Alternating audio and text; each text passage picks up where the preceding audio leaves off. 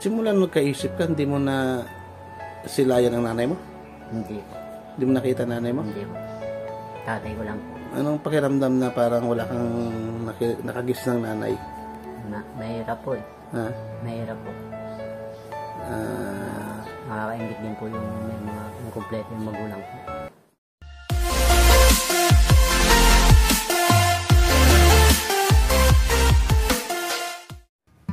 Guys, good morning. Andito tayo sa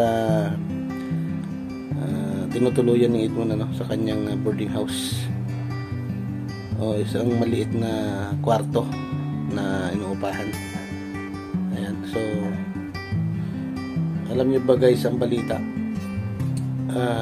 Kumalat po kung saan nangyari yung insidente, yung pamamaril sa kanilang dalawa.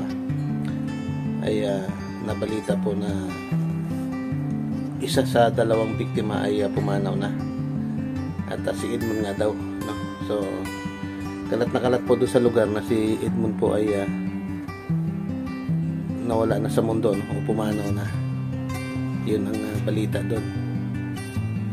Kumalat sa buong lugar, no? Kung saan nangyari yung insidente ng pamamaril sa kanila.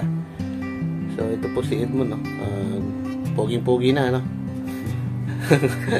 Bagong tasa, ano? At inantabayanan ng paglabas ni Alan, ano, sa ospital. Sana hopefully sunis makalabas na si Alan, ano, maging okay na ang lahat. Napapansin ko lang guys kay Edmond, kamukha siya ni Rizal, oh. Hindi ko si Rizal, di ba? So, Mon, anong komento mo na sinabi pumanaw ka na daw? Nagulat nga rin po ako sa kanila na ganun po balita. Saan kaya nang galing, ano, no? Ang dami talagang marites, ano? Dami marites sa pala. Ayan. So guys, hindi nakakaalam, ito po si Edmond ay meron pa rin yung kanyang bandage sa kamay, ano? Hindi ba namamaga? Parang mamaga? Hindi po. Hindi naman? Hindi. So naka-schedule pa to para dalhin sa orthopedic daw kasi may injury nga o may damage nga yung kanyang buto, no, sa kamay. Kaya medyo mabigat yan, ano? Mabigat po. Mga ilang kilo kaya? Mga 2, 3? Hindi po wala. Ha? Mga 2 kilo?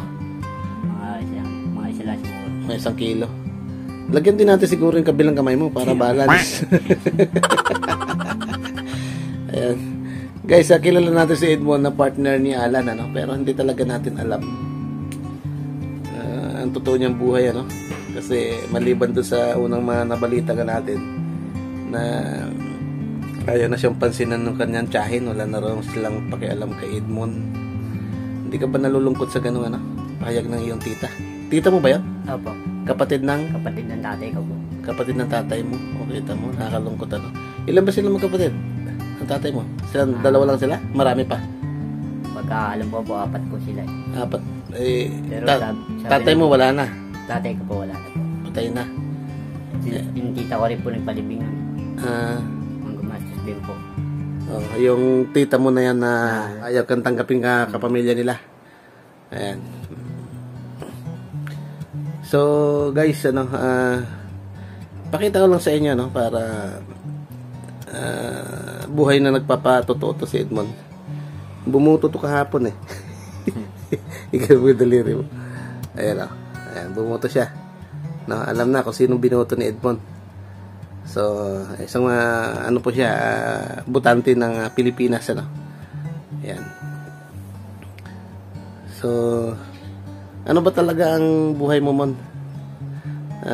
Ba't ka tinakwil ng yung tita? Pasaway ka ba nung maliit ka? Dati naman po, pinuha ko ng tita ko na yun. Pinag-aaral niya ako. Tumira ka sa kanila? Tumira po. Ilang taong ka nun? 7 taon po. 7 taon? Pinag-aaral po ako nun. Grade 1? Grade 1. Ano nangyari? Pinili ko po na sumama ako sa tatay ko. Sumama ka sa tatay mo? Hindi ka nag-aral? Hindi pa ako nag-aaral. Nung sumama ka sa tatay mo, hindi ka rin pinag-aral? Pinag-aaral po ang tatay ko. Talagang wala po ko talagang hilig na mag-aaral. Wala kang hilig mag-aaral? Wala rin nag-aaruga sa'yo dahil patay ng nanay mo nun?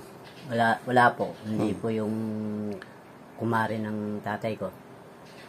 Doon po kami iniwan magkapatid, yung ate ko. Kasama ang ate mo. Opo. So yun ang nag-aalaga sa inyo. Opo. Tapos ang tatay mo ay? Nagtatrabaho po sa palengke. Janitor po. Janitor. Tapos? Kami po doon po tumira sa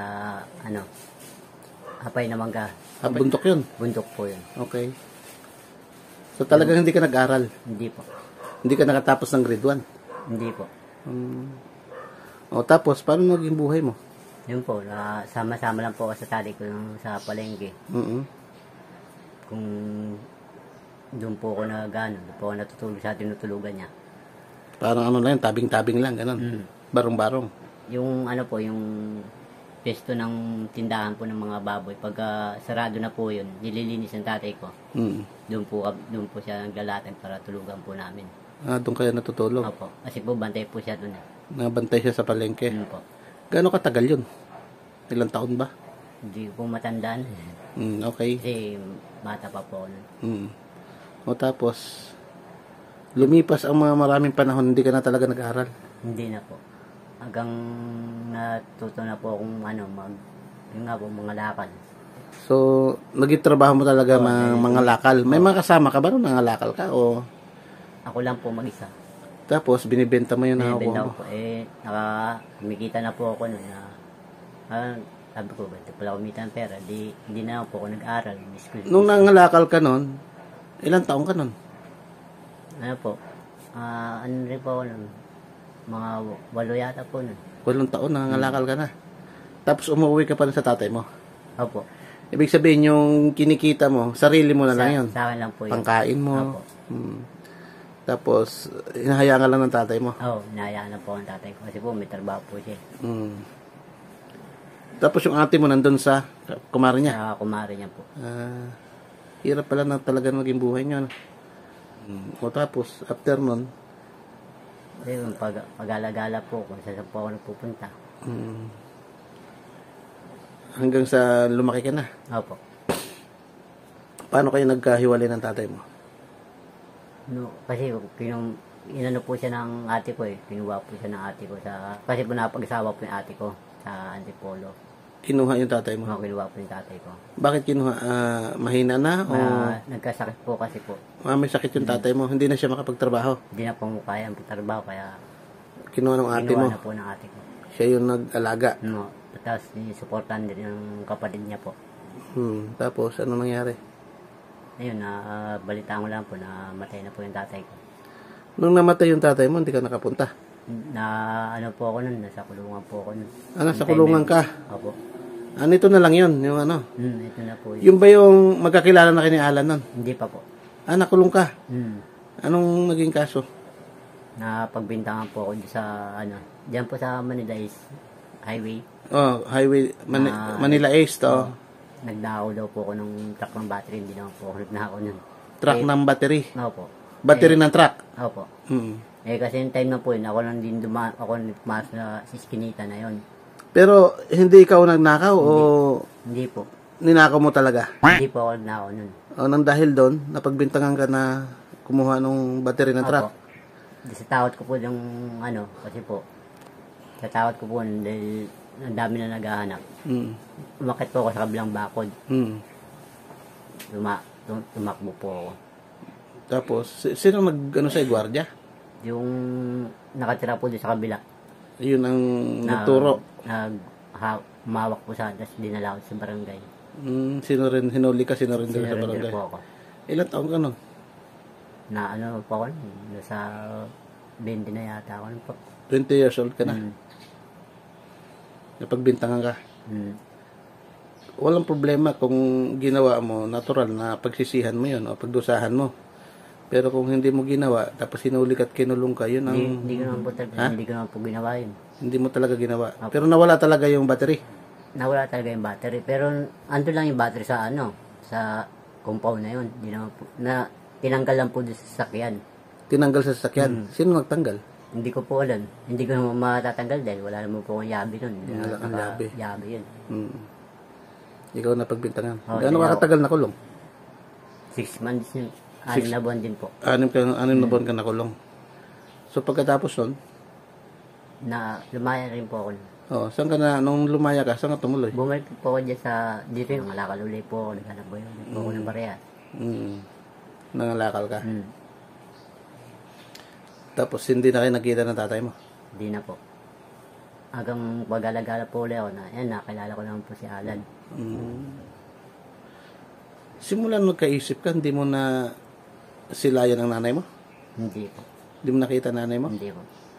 Tatay ko lang po. Anong pakiramdam na parang wala kang nakagis ng nanay? Mahirap po eh. Ha? Mahirap po. Nakakaingit din po yung may mga inkompleto yung magulang po. Kompleto magulang.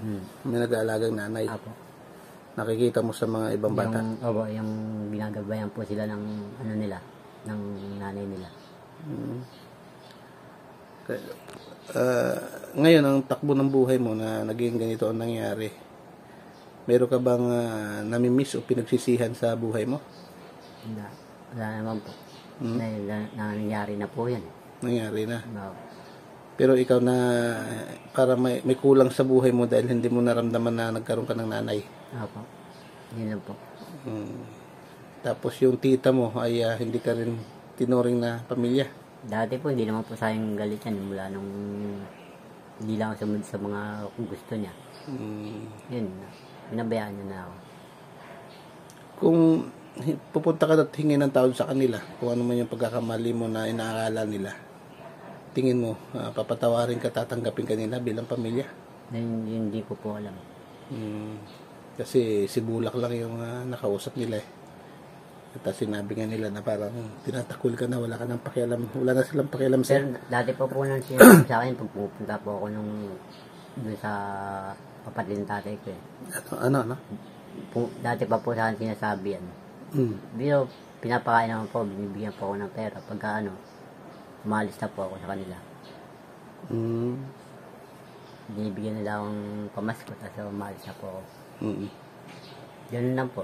Yung Pasko pumunta na ako sa kanila. So hindi ka na talaga nag-aaral ano? Hindi na po. Pagpabasahin ka ba, hindi mo kaya bumasa? Hindi po talaga ako nakakabasa at nakakasulat. Hindi ka talaga nakakabasa at saka nakakasulat? Pero matandaan naman po ako na kaya hindi po ako halimbawa bumabiyahe ka sa isang lugar, hindi mo kayang basahin yung lugar na kung anong isang lugar na yan? Nagtatanong-tanong na lang po ako. Pero kung ikaw lang, hindi mo alam basahin? Hindi po. So, pero kung may pagkakataon pa na mag-aral ka or mag-aral bumasa, sumulat, gagawin mo? Opo. Para makabasa po at saka sumulat. Kasi mahirap po talagang hindi marunong basa at saka sumulat. Ganon din ang buhay ni Alan. Si Alan po nakakasulat naman po pero hindi ko po alam ba't hindi siya nakakabasa. Hindi rin siya nakakabasa. Pero nakakasulat po siya ng pangalan niya. Pero ikaw hindi mo talaga kayang pumirma? Hindi po. Ayan. So guys, ito si Edmond ay isa lamang sa mga marami nating mga kababayan na parang pinagkaitan ng magandang kapalaran, At ito na nga ay naging survivor pa sila dahil sa nangyari nga sa kanilang pamamaril, So yun, marami pa tayong kailangan malaman sa buhay ni Edmond. Kung ano ba yung naging buhay niya na ngayon po ay edad 35 po. 35 years old na siya.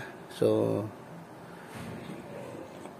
hindi natin alam kung ano yung bukas, kay Edmond at Alan sa kabila ng kanilang mga challenges na dumating sa buhay nila. Ayan, so kumusta na ang pakiramdam mo ngayon, Mon? Yung sugat mo nagagamot pa ba? Opo. Ha? Anuhan natin mamaya, palinisan natin. Sariwa pa ba? Ha? Yung kabila, ito yun. Ayan, so ito guys, ang kita pa. Dito, ganun ka. Ayan, dalawang dangkal po yung tahi, at ito yung gilid, sariwa pa yan. Ito medyo patuyo na rin, hindi lang natin masyadong makita sa camera kasi medyo madilim. Ayan po yung mga tama ng bala. Tapos doon po medyo sariwa. Paggamutin natin yan, gamutin mo ng betadine. Opo. Ito po yung biniyak. Ayan. So, sige Edmond. Ayan sa mga makakapanood nito. Ano po tayo sa parang makaka-relate tayo doon sa buhay ni Edmond, na never niyang naranasang kalingain ng isang ina. At tatay niya lang ang naging nakasama niya nung bata siya. At kung totoo man yung sinasabi niya guys na nakulong siya dahil napagbintangan siya na kumuha ng battery ng truck. Napakabigat po na nangyari sa kanya na kung siya po ay napagbintangan lang, kung totoo namang siyang gumawa, wala kailangan niyang pagbayaran o pagdusahan yung ginawa niyang pagkakamali. Pero kung hindi totoo na ginawa niya, napaka-unfair naman po sa buhay niya na kinulong siya ng hindi naman talaga siya ang gumawa ng kasalanan. So, 6 na buwan ka nakulong. 6 na buwan po. Tapos pinalaya ka din. Ayun. 6 na buwan mong pinagdusahan. Tagal din. Ayan, may guys, sa mga susunod nating upload kay Edmond, may mga pagkulong pa rin na nangyari uli sa kanya. Abangan nyo na lang sa mga susunod pang kabanata. Ayan.